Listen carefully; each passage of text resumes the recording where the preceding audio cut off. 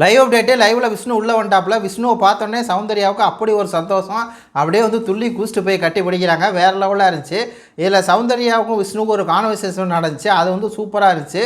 அதாவது நம்ம வந்து சொல்லணும் அப்படின்னு நினச்சதை விஷ்ணு ப்ரோ போய் சொல்லிட்டாரு அப்படிங்கிற மாதிரி தான் இருந்துச்சு.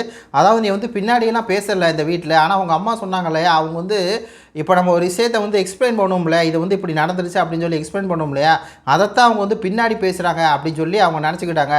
அதாவது நம்ம பேசுறது ஏதாவது தப்பாக போயிருமோ அப்படின்னு சொல்லி நம்ம எக்ஸ்பிளைன் பண்ணுறதா அவங்கள பொறுத்தவரை அது வந்து பின்னாடி பேச நினச்சிக்கிட்டாங்க. ஆனால் நீ பின்னாடிலாம் பேசுகிறது கிடையாது, இந்த வீட்டில் வந்து ஸ்ட்ரெயிட் ஃபார்வர்டாக இருக்கக்கூடிய ஒரே பெண்ணே வந்து நீ தான் அப்படின்னு சொல்லி வேறு லெவலில் வந்து விஷ்ணு வந்து சொன்னது சூப்பராக இருந்துச்சு.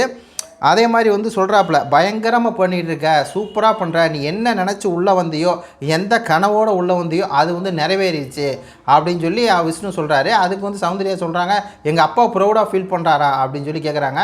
ஏன் உங்கள் அப்பா மட்டும் தான் ப்ரௌடாக ஃபீல் பண்ணுமா, நான் ப்ரௌடாக ஃபீல் பண்ணக்கூடாதா, ஓ ஃப்ரெண்ட்ஸ் ஃபீல் பண்ணக்கூடாதா, மற்றவங்க யாருமே ஃபீல் பண்ணக்கூடாதா அப்படிங்கும்போது அது நல்லா காமெடியாக இருந்துச்சு. அதுக்கப்புறம் சொல்கிறாப்புல, அதாவது நானும் சௌந்தர்யா ஆர்மியில் ஒரு மெம்பர் தான், புரியுதா அப்படிங்கிற மாதிரி வந்து வேறு லெவலில் சொல்லிட்டு நைட்லாம் தூங்குறதே இல்லை.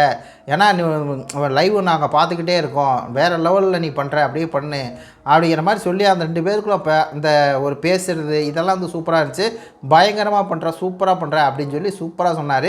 இதில் பவித்ரா பார்த்து பேசுனது, அதே மாதிரி மற்ற எல்லாத்தையும் பற்றி சொன்னது அதெல்லாம் நல்லா இருந்துச்சு. போன வருஷம் இருந்த ஒரு கண்டஸ்டண்ட்டாக வந்த நம்ம விஷ்ணுவுக்கும் இப்போக்கும் கொஞ்சம் வித்தியாசங்களை வந்து தெரியுன்னு வைங்களேன். உடனே வந்துட்டு இந்த ஜாக்லின் வந்துட்டு நான் எப்படி பண்ணுறேன்னு சொல்கிறேன், தனியாக கூட்டு போய் கேட்குது. நல்லா தான் பண்ணுறேன், ஆனால் பைத்தியம் மாதிரி பண்ணுறேன் அப்படிங்கிற மாதிரி இருக்குது.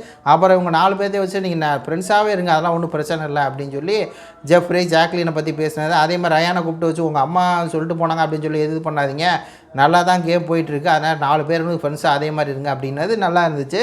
சவுண்டுக்கு ஒரு பயங்கரமாக வந்து பார்த்திங்கன்னா ஒரு வைபோடு இருக்காங்க. அந்த காதல் ப்ரொப்போசல் பண்ணுற சீன்லாம் வந்து அன்சிதா மேக் பண்ண ரெடி ஆகிட்டு இருக்காங்க.